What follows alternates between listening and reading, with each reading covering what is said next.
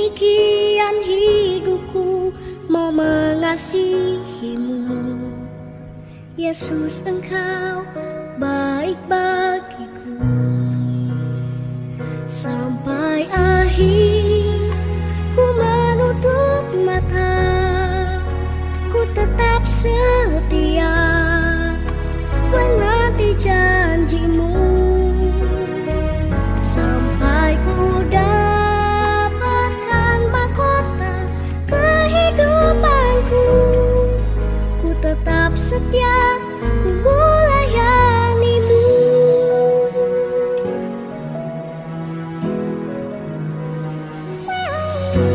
Seperti wanita mengurapimu, menangis di bawah kakimu. Demikian hidupku mau mengasihimu. Yesus, Engkau baik bagiku.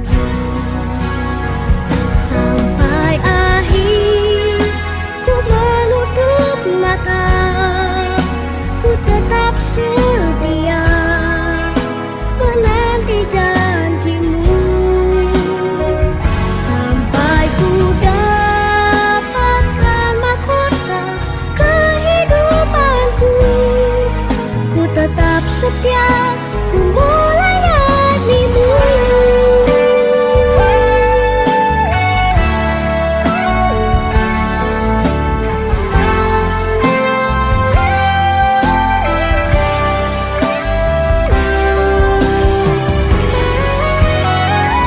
Sampai akhir ku menutup mata, ku tetap setia menanti janjimu.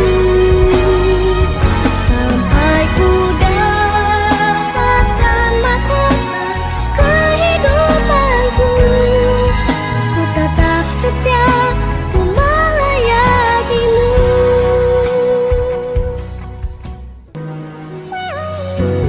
Seperti wanita mengurapimu, menangis di bawah kakimu. Demikian hidupku mau mengasihimu. Yesus, Engkau baik bagiku. Sampai akhir ku menutup mata, ku tetap setia menanti janjimu. Sampai ku dapatkan mahkota kehidupanku, ku tetap setia, ku melayanimu.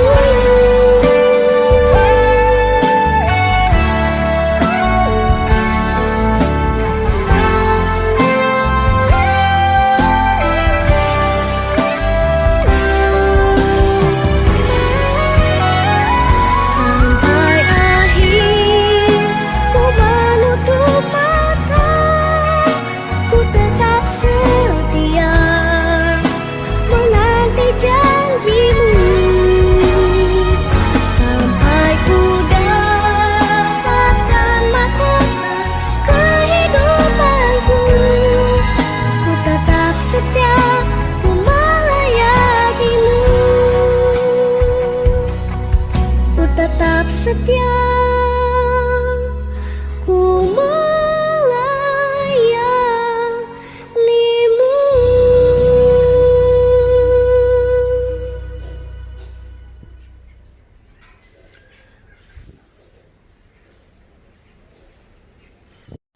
Salam semua jemaat yang saya kasih di dalam nama Tuhan Yesus Kristus. Sekali lagi kita bersama-sama dalam ibadah online pada hari ini. Sepanjang PKP, ini adalah kali yang ke-8 bagi kita mengadakan ibadah secara online. Saya percaya semua kita dalam keadaan sehat dan sukacita bersama keluarga dan tetap bersemangat di dalam Tuhan kita Yesus Kristus. Oleh sebab hari ini sungguh istimewa bagi yang bergelar ibu, Ibadah online tidak menghalang kita untuk bersyukur atas kasih karunia Tuhan yang telah memberikan Ibu kepada kita sekalian. Marilah kita siapkan hati kita untuk menikmati hadirat Tuhan. Kita membuka hati kita dan terima lawatan Tuhan dan jemahan Tuhan. Sebelum kita akan meneruskan pujian penyembahan kita, saya ingin kita semua berdoa bersama. Bapa, di dalam nama Tuhan Yesus Kristus, kami bersyukur sebab pagi ini kami sekali lagi memuji menyembah Engkau dan mensyukuri kebaikan Tuhan sempena hari Ibu hari ini.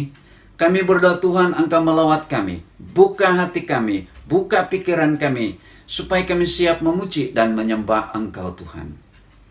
Kiranya ibadah kami pagi ini hanya boleh jadi di dalam nama Bapa, Anak, dan Roh Kudus. Amin. Kita akan mendengarkan beberapa pujian yang dinaikkan kepada Tuhan dan kita akan menyanyikan bersama-sama di dalam pujian penyembahan ini.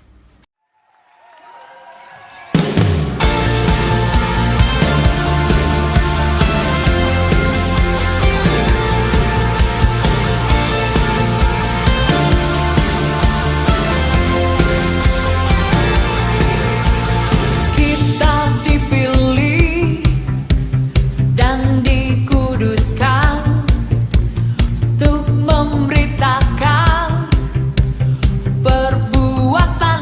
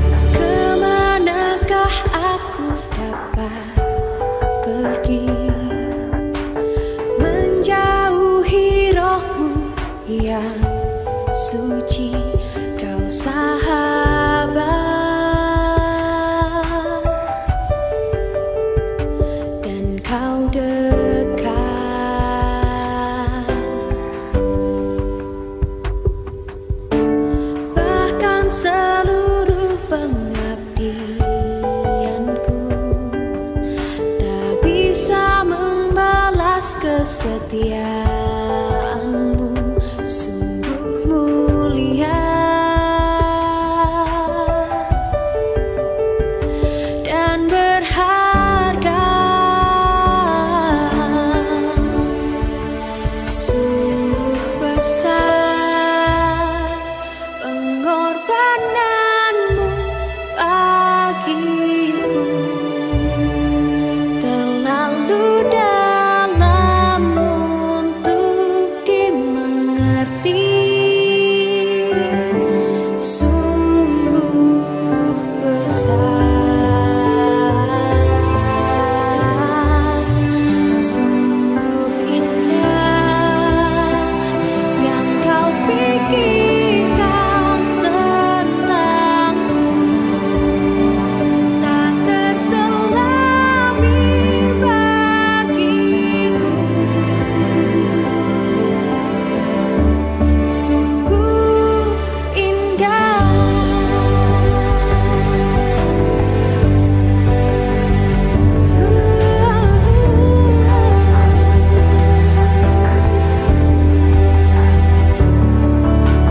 Bahkan seluruh pengabdianku tak bisa membalas kesetiaanmu. Sungguh mulia dan berharga. Sungguh besar pengorbananmu bagiku, terlalu dalam untuk dimengerti. Sungguh besar, sungguh indah yang kau pikirkan tentangku, tak terselami bagiku. Sungguh indah, sungguh besar, sungguh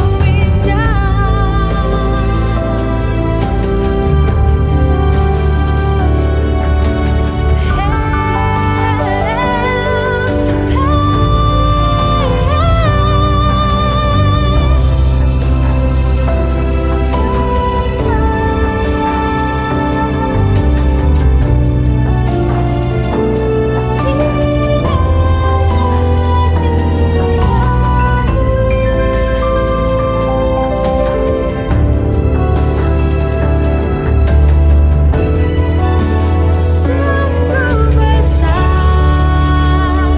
pengorbananmu bagiku, terlalu dalam untuk dimengerti. Sungguh besar, sungguh indah yang kau pikirkan tentangku,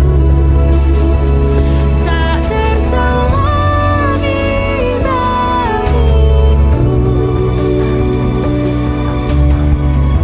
Sungguh indah.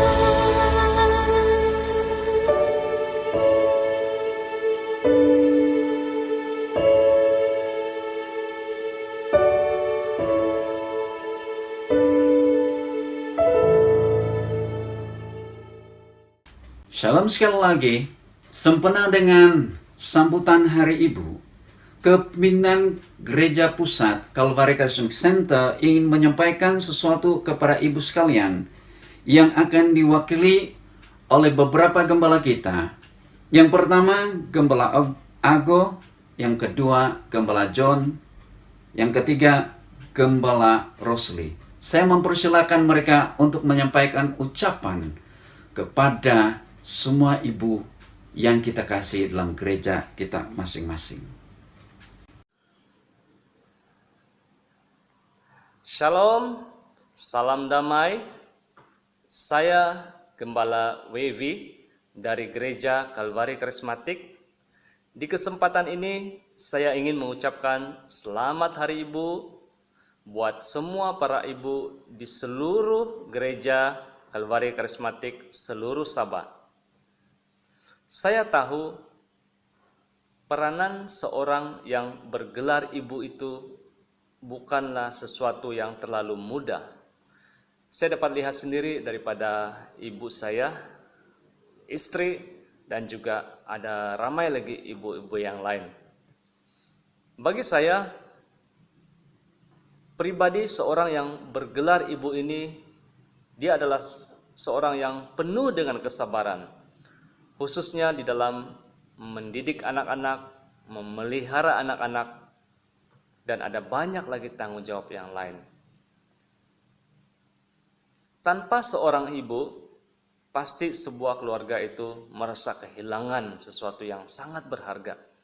Demikian juga dengan masyarakat. Doa saya, kiranya Tuhan terus memberkati semua ibu-ibu dengan kesehatan, damai sejahtera, serta kekuatan di dalam menghadapi segala perkara. Tuhan memberkati. Shalom, selamat pagi dan ceria-ceria selalu. Salam damai dalam Yesus Kristus Tuhan kita. Terlebih dahulu saya ingin memperkenalkan diri. Saya adalah Pastor John Anthony, Gembala Sidang CCC Keningau. Segala puji syukur, hormat, kemuliaan hanyalah bagi Tuhan. Pertama sekali saya ingin mengucap syukur kepada Tuhan karena kebaikan dan penyertaan-Nya di dalam hidup kita semua. Saya juga ingin berterima kasih kepada pimpinan Gereja Pusat yang telah memberikan saya peluang untuk berucap sepatah dua kata di sempena Hari Ibu yang istimewa ini. Dalam kebaktian khas online minggu ini, saya dan keluarga serta seluruh CCC Zone Keningau ingin mengucapkan selamat Hari Ibu, Happy Mother's Day kepada semua ibu-ibu yang ada di Gereja Pusat Kota Kinabalu maupun di cabang-cabang luar seluruh Sabah. Pada hari ini adalah hari yang sangat istimewa buat ibu-ibu semua. Seluruh dunia mengingati dan menghargai jasa dan pengorbanan ibu-ibu semua. Sesungguhnya apa yang ibu-ibu semua lakukan adalah yang mulia dan yang bernilai di mata Tuhan. Tahniah, syabas kepada ibu-ibu semua. Di sempena hari yang istimewa ini, saya ingin mendorong kepada ibu-ibu semua tetap tabah dan sabar. Kita masih berada dalam PKP, tetaplah bertekun dalam doa dan arahkanlah tujuan hidupmu sepenuhnya kepada keluargamu dan Tuhan. Hanyalah Tuhan tempat kita berharap dan berlindung. Baik sekali, jadilah cerdik dan bijaksana. Yesus berkata di dalam Matius pasal yang ke-10 ayat yang ke-16.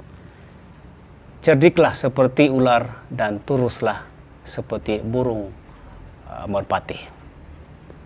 Semoga segala usaha dan impian ibu-ibu semua diberkati oleh Tuhan. Sekian, Tuhan memberkati. Salam, saya Pastor Rosli. Sempena Hari Ibu ini, saya mewakili keluarga besar Gereja Kalvari Karismatik Center seluruh Sabah 2020 untuk mengucapkan selamat Hari Ibu di dalam nama Tuhan Yesus. Sejujurnya, kami semua mengasihi kamu. Bukan dengan kepedulian kamu dengan kami, Tetapi lebih dari itu, Ibu telah melahirkan kami dan membahagiakan kami. Ibu, santailah di hari Ibu ini, untuk kamu mengingatkan hangat dan bahagianya kami di dalam pelukan-Mu di waktu kecil kami. Kamulah Ibu yang terbaik bagi kami. Ibu, kami mencintai kamu dan bangga untuk kamu. Layaklah kamu menerima berkat-berkat yang tak putus-putusnya dari Tuhan Yesus. Hari ini sampai selama-lamanya. Selamat Hari Ibu. Tuhan Yesus memberkati semua yang bergelar Ibu. Terima kasih. Amin. Akan mendengarkan firman Tuhan. Ada beberapa hal yang saya ingin sampaikan. Yang pertama, selamat Hari Ibu pada semua jemaat yang bergelar Ibu. Ibu adalah seorang pribadi yang dipakai Tuhan melahirkan kita ke dalam dunia. Dalam Ulangan 5 ayat 16, hormatilah ayahmu dan ibumu seperti yang diperintahkan kepadamu oleh Tuhan Allahmu, supaya lanjut umurmu dan baik keadaanmu di tanah yang diberikan Tuhan Allahmu kepadamu. Bapak-bapak, hormatilah istrimu sebagai ibu kepada anakmu. 1 Petrus 3 ayat 7. Demikian juga kamu, hai suami-suami, hiduplah bijaksana dengan istrimu sebagai kaum yang lebih lemah. Hormatilah mereka sebagai teman pewaris dari kasih karunia, yaitu kehidupan, supaya doamu jangan terhalang. Yang kedua, kebaktian online kita tetap akan diteruskan sehingga akhir bulan Mei ini. Jika PKP dilanjutkan, apapun kita takluk kepada perubahan semasa. Yang ketiga, jaringan doa, jangan kita lupa, tetap diteruskan dan terus bersemangat berdoa dalam iman dan roh. Keempat, kelas pembelajaran Alkitab tetap berjalan seperti biasa pada hari Selasa dan Kamis. Yang kelima, pemberian atas talian, persepuluhan, persembahan sila bank terus ke akun CCC di CIMB Bank dengan nomor akun 800-563-5017. Pemberian misi di dalam akun 800-563-5029 seperti yang tertera dalam screen Anda sekalian. Yang keenam, mengucapkan terima kasih kepada beberapa jemaat yang telah memberikan setakat ini, baik dalam perpuluhan, perjanjian iman, pemberian kasih. Tuhan memberkati. Saat ini kita akan mendengarkan firman Tuhan yang akan disampaikan oleh hamba Tuhan. Mari kita buka hati kita untuk mendengar kebenaran firman Tuhan, dan saya mempersilakan Pastor Eric Fu untuk menyampaikan firman Tuhan pagi ini. Salam sejahtera, apa kabar? Salam Hari Ibu. Pada hari ini saya akan berkongsi firman Tuhan yang berkaitan dengan ibu. Kita tahu ibu kita telah membuat yang terbaik untuk kita, menjaga keluarga kita, dan kita sangat berterima kasih dan menghargai pengorbanan mereka. Tapi mari kita lihat ibu ada kaitannya dengan keluarga. Mula-mula kita lihat dia seorang wanita. Kemudian bila dia sudah berkawin bersuami, dipanggil istri. Bila dia sudah mempunyai anak, dipanggil ibu. Dan kita lihat dalam firman Tuhan ada mengatakan ibu yang terbaik. Mari kita lihat firman Tuhan dalam buku Amsal pasal 30 ayat yang ke-1 hingga ayat 31. Tetapi saya akan memberikan ulasan tentang Amsal pasal 31 hingga akhir ayat itu. Kalau kita lihat dalam ayat 1 sampai ayat 9, di situ firman Tuhan mengatakan seorang ibu yang hebat, yang luar biasa. mendidik anak-anaknya ke jalan yang betul, dan anak-anaknya menjadi terhormat. Dan kedua, kita lihat ayat 10 dan hingga ayat yang ke seterusnya 28. Di situ dikatakan seorang istri yang baik dan cekap, suaminya memuji dia dan anak-anak menghormati dia, dan suami mempercayakan dia sebab dialah istri yang terbaik. Tapi kita lihat di dalam ayat yang 29, ayat 30, baru kita akan melihat itu. Di situ seorang istri, seorang wanita atau seorang ibu yang baik karena mereka mempunyai dasar yang tersembunyi yang membuat mereka diberkati oleh Tuhan. Mari kita lihat ayat 29 hingga ayat 30. Di situ kita akan melihatkan bahwa adalah ibu terbaik, tapi lebih baik dari itu. Mari kita lihat ayat 29 hingga ayat 30. Mari kita membacanya. Banyak wanita telah berbuat baik, tetapi kau melebihi mereka semua. Kemolekan adalah bohong, dan kecantikan adalah sia-sia. Tetapi istri yang takut akan Tuhan dipuji-puji. Sekali lagi membacanya, ayat 29. Banyak wanita telah berbuat baik, tetapi kau melebihi mereka semua. Kemolekan adalah bohong, dan kecantikan adalah sia-sia. Tetapi istri yang takut akan Tuhan dipuji-puji. Walaupun firman Tuhan ini akan dinyatakan kepada ibu atau wanita atau istri, tetapi prinsip-prinsip dalam firman Tuhan untuk semua kita, baik kita bapak-bapak, baik kita orang-orang percaya, anak-anak, orang muda, dan kita boleh memakai prinsip-prinsip ini untuk menjadi orang yang terpuji di dalam hidup kita. Kita lagi ibu, dia ada perhubungan. Ibu ada perhubungan dengan anak-anaknya, suaminya dengan istrinya, atau istri dengan suaminya. Dan kita lihat juga perhubungan mereka ini telah dikatakan mereka ini telah memuji dia sebab dia adalah sesuatu yang terbaik, dan dikatakan mereka harus mendapat balasan yang terpuji karena hasil perbuatan dan pekerjaan tangan mereka. Mari kita lihat firman Tuhan ini. Kita melihat apakah ibu yang terpuji ini yang membuat kelebihan di dalam kehidupan kita. Mari kita lihat supaya ini menjadi panduan kepada kita, supaya kita semua pun ada kelebihan lebih baik daripada yang baik. Mari kita lihat ayat 29. Dia kata banyak wanita telah berbuat baik, tetapi kau melebihi mereka semua. Dikata banyak, semua, bukan saja istri, bukan saja ibu, semua wanita yang dikatakan banyak, mereka berbuat baik, tetapi kau melebihi mereka semua. Ayat 30 berkata, kemolekan adalah bohong dan kecantikan adalah sia-sia.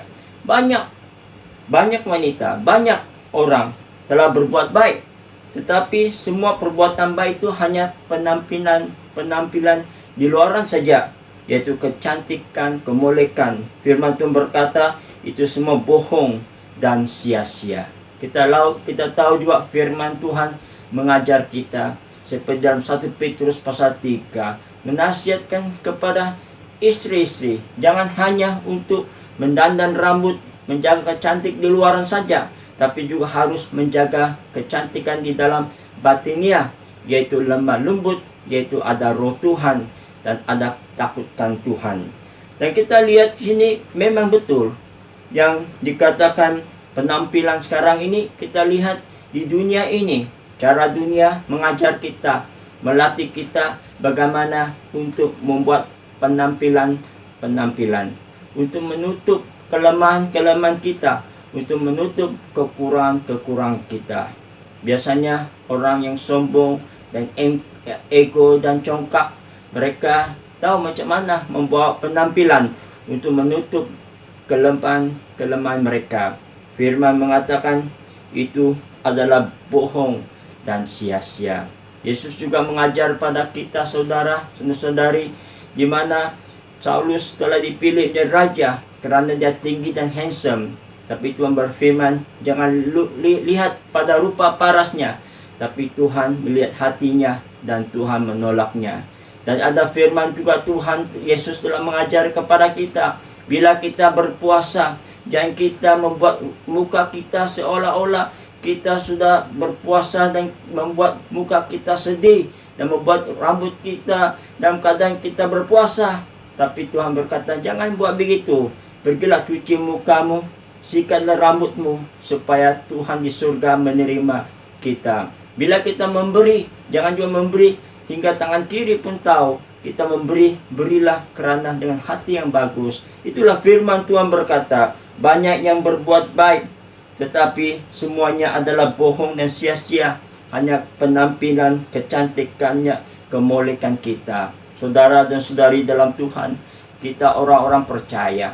Kita tahu macam mana jadi penampilan orang Kristen. Orang Kristen selalu kata, haleluya, puji Tuhan, jalannya, pergerakannya, penampilannya macam orang-orang kudus. Tapi Tuhan bukan lihat itu. Tuhan melihat dari hati kita, saudara dan saudari. Dan kita juga pengkhotbah pelayan Tuhan apa sekalipun, kita memang dilatih untuk macam mana untuk membuat penampilan yang baik, yang diterima, yang dikatakan orang-orang baik. Banyak kita berbuat baik, tapi Tuhan melihat bukan dari penampilan, tapi di dalam hati kita. Jadi kita lihat di sini bahwa istri yang takut akan Tuhan akan dipuji-puji. Ya, kita lihat. Jadi kedua kita melihat yang melebihi semuanya itu, yang melebihi mereka semuanya itu, yang Tuhan melihat itu, yaitu yang takut akan Tuhan dipuji-puji. Dipuji-puji bukan saja di hadapan Tuhan, dipuji-puji dari orang-orang dekat dengan kita, anak kita, suami kita, keluarga kita, kawan-kawan setempat kita, tempat kita bekerja dan semuanya. Mereka melihat sesuatu dalam hidup kita, kita terpuji-puji, kata firman Tuhan. Mari kita lihat dalam firman Tuhan, yaitu dari perkataan takutkan Tuhan. Kalau kita lihat, takutkan Tuhan itu adalah suci. Takutkan Tuhan itu adalah jujur, yang datang dari hati batinnya itu, yang mengeluarkan segala kebaikan-kebaikan, yaitu kejujuran, bukan kebohongan, dan semuanya itu. Mari kita lihat tentang takutkan Tuhan ini. Yang saya sendiri pun dulu selalu melihat perkataan ini. Kita tidak tahu apa maksud takutkan Tuhan. Takutkan Tuhan ini bukan kita takutkan kepada Dia. Takutkan Tuhan berarti kita menghormati Dia. Takut Tuhan itu adalah menjauhi dari kejahatan. Kalau kita baca firman, takutkan Tuhan itu kita menjauhkan dari kejahatan. Artinya kita membenci apa Tuhan benci, kita mengasihi apa Tuhan mengasihi. Kalau Tuhan benci kejahatan, kita benci kejahatan. Kalau Tuhan mengasihi apa yang berkenan pada Dia, itu kita buat. Dalam firman Tuhan dalam 2 Korintus juga pasal 7 ayat yang ke-1 mengatakan kita kena menjaga hati kita, yaitu jasmani kita, rohani kita, supaya kita adalah kudus di hadapan Tuhan. 2 Korintus pasal 7 ayat 1 berkata, coba kita lihat ini, saudara-saudaraku yang kekasih, karena kita sekarang memiliki janji-janji itu, marilah kita menyucikan diri kita dari semua pencemaran jasmani dan rohani, dan dengan demikian menyempurnakan kekudusan kita dalam takut akan Allah. Takutkan Allah itu yaitu menjaga jasmani dan rohani kita bersih. Dan perkataan lain kita menyiapkan dosa-dosa di dalam hidup kita. Macam sekarang ini musim penyakit virus COVID-19. Kita lihat di mana-mana pergi, orang tidak berani mendekati kita. Macam kita ini orang pembawa penyakit. Kita dekat, mereka jauh. Kalau terlalu dekat nanti dia marah pula. Jadi kita lihat mereka tidak mau dicemari. Demikian juga orang takutkan Tuhan, dia tidak mau mendekati dosa. Dia menjauhkan diri dari segala dosa. Itulah dikatakan takutkan Tuhan. Mari kita lihat firman Tuhan.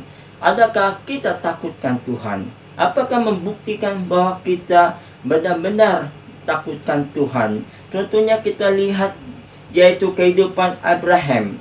Telah dikurniakan seorang anak namanya Isaac. Satu musim kemudian Tuhan berfirman kepada Abraham, bawalah anakmu yang satu-satunya ke Gunung Moria. Di sana kau akan korbankan dan kau korbankan untuk aku. Kemudian kita lihat Abraham itu ikut turuti perintah Tuhan dan dia pergi ke tempat itu. Bila diangkatnya pisau untuk mengorban menyerahkan anak tunggalnya pada Tuhan, dan Tuhan berkata, berhenti Abraham, jangan buat. Kemudian Tuhan berbicara kepada Abraham di dalam Kejadian pasal 12 ayat 22. Dia berkata, Abraham, saya tahu kau benar-benar takut akan Tuhan, sebab kau tidak segan-segan menyerahkan anakmu yang tunggal itu. Jadi dalam kata lain itu, bahwa takutkan Tuhan itu kita menurut kehendak Tuhan, walaupun pada saat itu bukan pilihan kita untuk melakukannya. Kita akan menurut kehendak Tuhan walaupun pada waktu itu tidak memberi manfaat kepada kita, walaupun itu memberikan kerugian pada kita. Kita mau menuruti firman Tuhan. Itulah maksudnya takutkan Tuhan. Takutkan Tuhan, tidak segan-segan menyerahkan semua yang tidak berkenan pada Tuhan. Jadi saya bertanya kepada kita, ibu bapak kita yang ada di rumah, duduk di rumah, ada hal-hal yang mungkin yang tidak berkenan kepada Tuhan, dan kita tahu itu melanggar perintah-perintah Tuhan dan melanggar segala kehendak Tuhan. Barang-barang kita sayang. Kalau kita benar-benar takutkan Tuhan, kita sanggup menyerah dan tidak segan-segan membuang semua benda-benda yang tidak berkenan kepada Dia. Seperti CD-CD yang tidak berkenan pada Tuhan. Seperti buku-buku yang tidak berkenan pada Tuhan. Seperti benda-benda yang kita sayang di rumah yang kita tidak serahkan kepada Tuhan. Mungkin gambar-gambar, mungkin hal-hal dalam hidup kita, dalam pemikiran-pemikiran kita, mungkin imajinasi kita yang kita suka menghayal sesuatu yang tidak berkenan pada Tuhan. Tapi karena takutkan Tuhan, kita tidak segan-segan menyerahkan semua tabiat-tabiat yang kita suka itu serah pada Tuhan. Itunya takutkan Tuhan. Kita tidak mau jasmani kita tidak mau rohani kita tercemar, supaya hidup dalam kekudusan. Takutkan Tuhan. Itulah Paulus berkata, kami tahu apa itu artinya takutkan Tuhan. Dalam firman Tuhan saya akan berkata pada kita, saudara, ada firman-firman sangat mendorong pada kita. Ayat firman Tuhan berkata, kalau kita takutkan Tuhan adalah suci. Takutkan Tuhan akan memperpanjangkan umur kita. Bila kita takutkan Tuhan, ada firman Tuhan berkata, malaikat-malaikat akan berkemah meliling kita, meluputkan kita dari segala kesesakan. Dan kita lihat juga bila kita takutkan Tuhan, kita akan dijaga oleh Tuhan. Anak-anak kita diberkati dan dilindungi oleh Tuhan. Seperti saya membaca Amsal 14 ayat 26. Dalam takut akan Tuhan ada ketentraman, ada yang besar, bahkan yang ada perlindungan kepada anak-anak kita. Jadi siapa yang berjalan jujur, takut akan Tuhan, tetapi orang yang sesat jalan menghinakan dia. Kita lihat Tuhan itu menyertai, memperhatikan kita. Ada firman Tuhan tentang senang dan memperhati kita. Dia akan melihat ke sini ke sana untuk mencari orang sungguh-sungguh percaya kepadanya dan takut kepada Dia. Di situ Dia melimpahkan berkat-berkat-Nya. Kita lihat ini firman Tuhan yang mengatakan demikian. Itulah sebabnya kita lihat itu ibu yang terhebat lebih dari semuanya. Rahasianya karena dia mempunyai hati yang takut kepada Tuhan. Jadi kemudian kita lihat di dalam ayat 26, di dalam firman Tuhan ayat 26, di dalam dalam Amsal pasal 30 ayat 26. Takutkan Tuhan, ayat 26, Amsal 31. Yang membuka mulutnya dengan hikmat, pengajaran yang lemah lembut ada di lidahnya. Kita lihat ini wanita yang hebat ini bila membuka mulutnya dengan hikmat, pengajarannya yang lemah lembut ada di lidahnya. Jadi kita akan lihat perbuatannya, kehidupannya, dipimpinnya, keputusannya, perbicaranya adalah penuh dengan hikmat. Itulah kebenaran yang dikata firman Tuhan, yaitu takutkan Tuhan adalah permulaannya hikmat atau pengetahuan. Seperti dalam Amsal pasal 1 ayat 7. Amsal pasal 9 ayat 10 berkata, takutkan Tuhan adalah bermulanya itu hikmat. Hikmat mengalir dari hati kita karena kita takutkan Tuhan. Apakah definisi hikmat di sini? Hikmat adalah satu kebolehan membuat keputusan yang betul di dalam hidup kita. Hari-hari kita kena buat keputusan. Tapi hikmat yang dikatakan sini adalah dia membuat keputusan dengan memandang dirinya ataupun suasana kehidupan ini dari sudut pemandangan Tuhan ataupun dari sudut pandangan Tuhan. Dia melihat dirinya, dia melihat keadaan persekitarannya, dia melihat hidup ini dari sudut pandangan Tuhan, bukan dari sudut pandangan dunia. Mari kita lihat firman Tuhan, yaitu melihat dirinya dari sudut pandangan Tuhan, bukan sudut dari pandangan dunia. Dalam Mazmur 51 ayat 6, kita mengetahui yaitu Daud adalah the man after God's own heart. Yaitu Daud seorang mempunyai hati yang mencari Tuhan, seorang hati yang ada takut akan Tuhan. Kita lihat di dalam Mazmur 51 ayat 6, yaitu Daud berdoa, engkau menghendaki kejujuran hati, ketulusan dan keturus terang. Beri aku kebijaksanaan dalam hal ini. Kita lihat bahwa Daud dalam tahu Tuhan hendaki kejujuran di hatinya, ketulusan dan keturus terang terbuka. Dia berdoa, Tuhan berikan aku hikmat dalam hal ini. Maka kalau kita lihat dalam Mazmur itu, bahwa Tuhan telah memberi hikmat kepada Daud dan berkata, dari lahirnya dari ibuku, aku orang yang berdosa.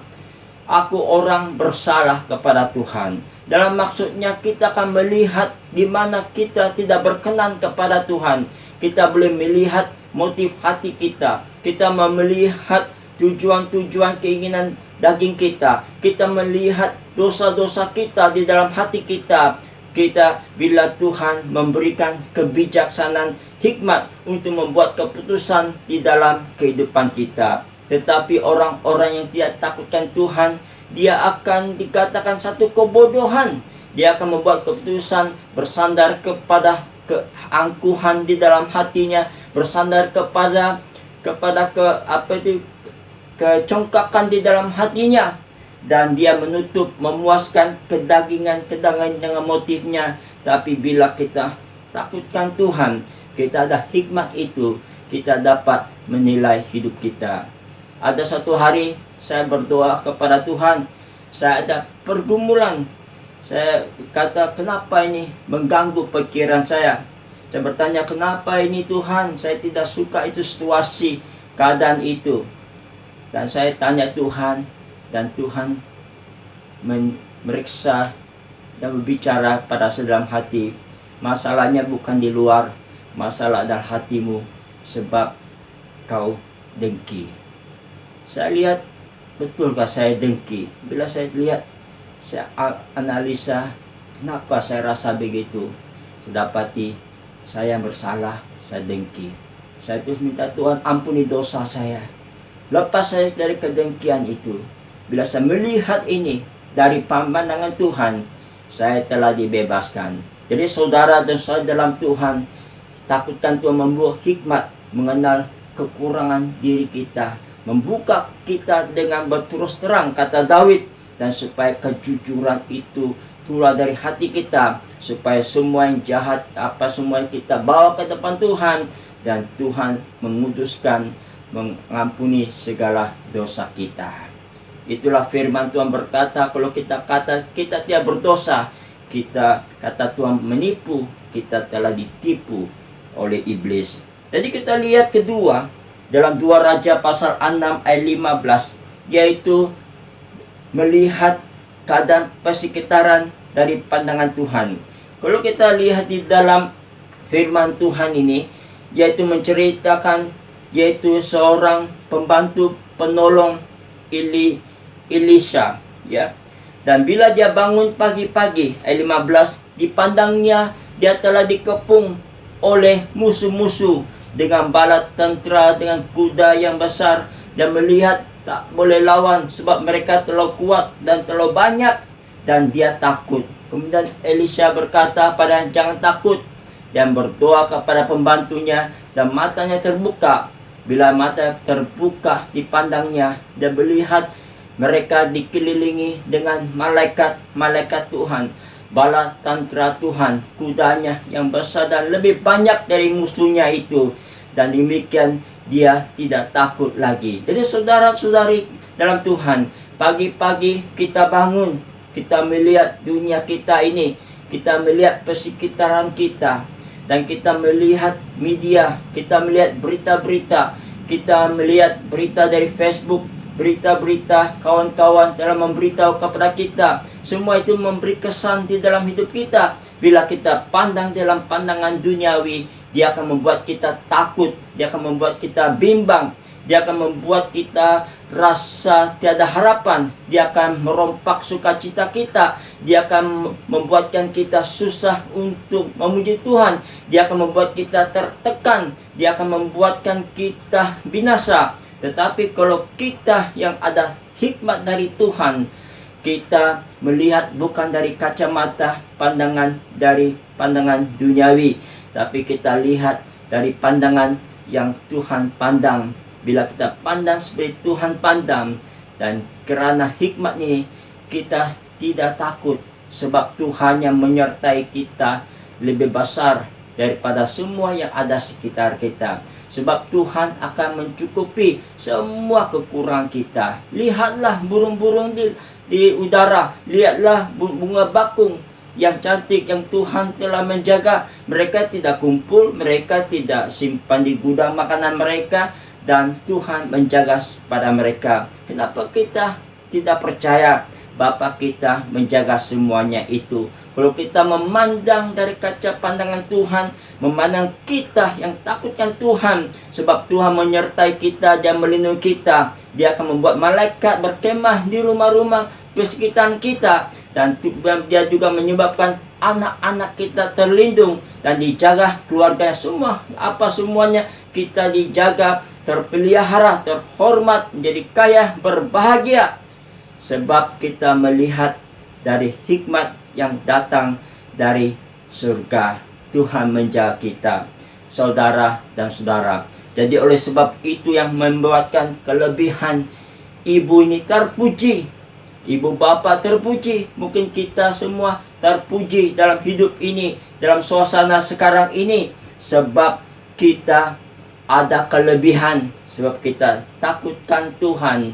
Kemudian datangnya permulaan itu, yaitu hikmat. Yang hikmat itu pemandangan kita pandang dari kerangka firman Tuhan, memandang daripada pimpinan Roh Kudus, memandang dari hati rohani kita yang mengenal Tuhan, dan membawa kita sukacita, dan kita lebih dari menang, sebab Kristus itu bersama dengan kita.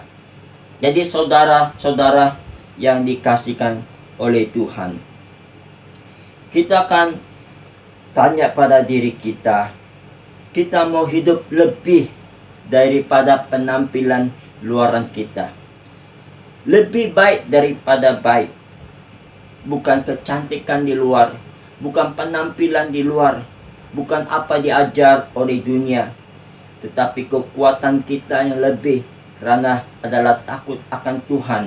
Kita mendapat pujian, hormat, kekayaan, kebahagiaan, umur panjang, dan sebagainya. Kita bertanya, bagaimanakah saya boleh ada semangat takutkan Tuhan dan juga hikmat dalam hidup kita ini? Firman Tuhan berkata, Yakobus pasal 1:5, kita minta kepada Tuhan, Dia akan memberi pada kita. Tapi di dalam Mazmur 147 ayat 11 berkata, Tuhan senang dengan orang yang takut akan Tuhan, dan Dia akan menunggu untuk memberikan kasih setianya kepada mereka. Dia akan memberi kasih setianya kepada kita. Ada firman Tuhan, pengetahuan Tuhan ini akan selalu tinggi yang tidak dapat aku capai. Tetapi Tuhan dengan hikmatnya, Dia memberikan kepada kita dan kita boleh capai, yaitu melalui kayu salib Kristus. Dalam 1 Korintus pasal 1 ayat 2 berkata, hikmat Tuhan adalah salib Kristus. Salib Kristus adalah kebodohan bagi dunia, tetapi bagi kita yang percaya adalah kuasa Tuhan untuk keselamatan. Itu adalah hikmat dan kepada kita. Kenapa dikatakan demikian? Salib Kristus. Paulus berkata, saya anggap semuanya itu adalah sampah. Saya lupa semua itu. Hanya satu yang saya pegang. Sebab itulah kebenaran dari Tuhan, hikmat dari Tuhan, yaitu salib Kristus dan juga kebangkitan Kristus. Mari kita lihat jawabannya dalam Yesaya pasal 11 ayat 23. Yesaya pasal 11 ayat 2 dan 3. Firman Tuhan berkata, Roh Tuhan akan ada padanya, roh hikmat dan pengertian, roh nasihat dan keperkasan, roh pengenalan dan takut akan Tuhan. Ya, kesenangannya ialah takut akan Tuhan. Ya, Dia akan menghakimi dengan sekilas pandang saja atau menjatuh keputusan menurut kata orang. Firman-Nya berkata, urapan ini ada kepada Tuhan, kepada Kristus yang akan datang. Tuhan mengurapi dia. Roh Tuhan ada padanya. Yaitu apa? Ada roh hikmat, pengertian, roh nasihat, roh keperkasan, roh pengenalan, dan takutkan Tuhan. Kesenangannya lagi dikatakan takut akan Tuhan. Saudara dan saudari yang dikasihi oleh Tuhan, kita tidak dapat mencapai apa yang terbaik, tapi kita semua boleh capai jikalau kita memusatkan hati kita, hidup kita. Saya buat keputusan, saya mau takutkan Tuhan, saya menghormati Tuhan yang mencipta langit dan bumi. Dia tahu hujung ke hujung, Dia adalah masa depan, Dia adalah Tuhan segala Tuhan, Raja segala Tuhan. Dialah saya sembah dan saya takut. Saya buat keputusan mau ikut Dia. Dan demikian saudara, kita boleh menerima kasih setia ini yang Tuhan curah pada kita, yaitu hikmat Tuhan, yaitu Kristus yang disalibkan. Itulah salib Kristus, salib Tuhan, yaitu bila kita menerima Yesus dalam hati kita sebagai Tuhan dan Juru Selamat. Perkataan Juru Selamat dia sangat luas, bukan saja pergi surga. Selamat, kita ada kesembuhan rohani kita, jasmani kita, hati kita yang kotor dibersihkan dan ditaruhkan roh-roh yang memuliakan Tuhan. Dia akan memberikan janji, memberikan Roh Kudus kepada kita. Dan Roh Kudus itu akan menimbulkan rasa roh takut akan Tuhan, roh hikmat, roh kebijaksanaan, roh pengertian, roh nasihat dalam hidup kita. Jadi saudara-saudara yang dikasihi dalam Tuhan, saya kita, kamu dan saudara, Tuhan sudah buka jalan bagi kita. Terimalah Yesus yang mati di kayu salib di atas dosa-dosa kita. Dia telah bangkit untuk kita. Kita mati bersama dengan Dia dan kita hidup dalam hidup baru, dan kita dipimpin oleh Roh, bukan dipimpin oleh hukum-hukum Taurat, bukan dipimpin oleh kedagingan. Siapa dipimpin oleh Roh, dia adalah anak-anak Tuhan. Orang pimpin dari Roh, dosa tidak akan menguasainya. Mari kita berdoa dan menerima Yesus jadi Tuhan dan Raja dalam hati kita, dalam hidup kita, dan roh ketakutan Tuhan dan hikmat mulai mengalir dalam hidup kita. Mari saya menjemput kita berdoa bersama-sama dan percaya doa ini. Tuhan Yesus, kami tidak boleh hidup berkenan pada Engkau, menerima rasa takut akan Tuhan, roh hikmat, roh pimpinan dalam segala kebenaran. Bapa di surga, terima kasih karena mengutus Yesus. Dia adalah hikmat Tuhan. Saya menerima Yesus dalam hidup saya sebagai Tuhan dan Juru Selamat. Dia mati dan kayu untuk dosa-dosaku. Saya mengundang Yesus jadi Raja dalam hati saya. Seperti dijanjikan Bapa, curahkan Roh Kudus dalam hati saya, dan timbullah roh takutkan Tuhan dan roh hikmat, supaya hidup saya diiringi dengan hormat, kepujian, perlindungan, dan luar biasa dalam hidup saya. Terima kasih Tuhan, saya mau hidup dipimpin dengan pandangan sudut pandangan dari Tuhan, bukan dipimpin dengan melihat yang biasa-biasa dari dunia. Tuhan, terima kasih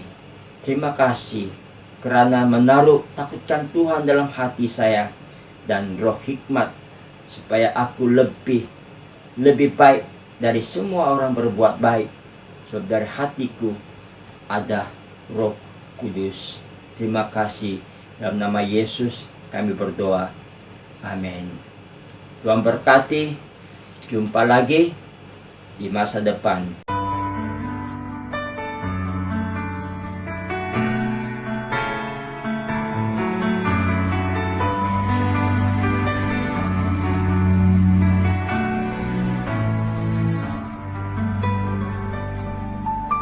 When He put me in this world, when He chose you as my mother, He sure made it right. He made it just right. 'Cause you love me in a way that's not like any other. It must be a part of heaven's design. This amazing love has arms that reach to hold me, has hands that shape and mold me and wipe away my tears. There's a place inside your heart that feels like home to me. Oh, this amazing love is what I need.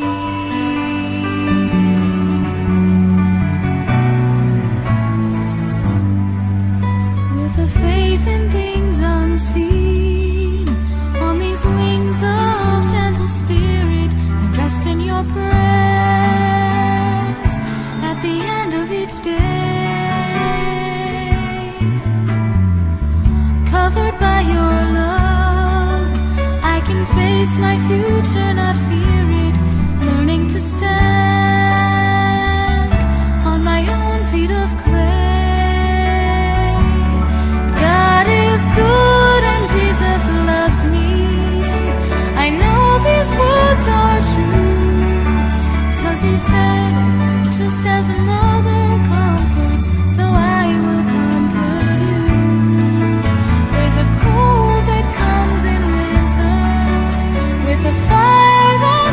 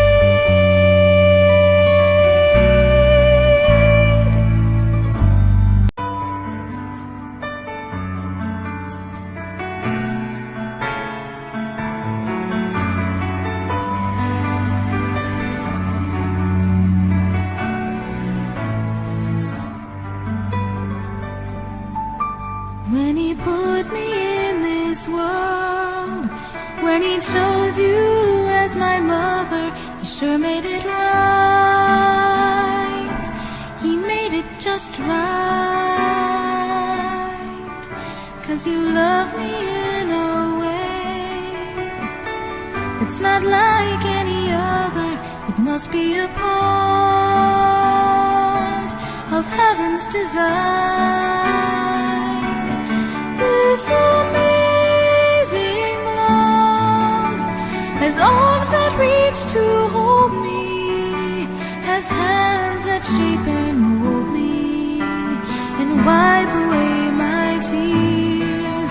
There's a place inside your heart that feels like home to me.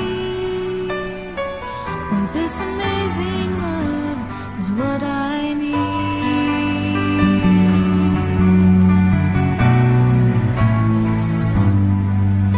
With a faith in things unseen, on these wings of gentle spirit, I rest in your presence.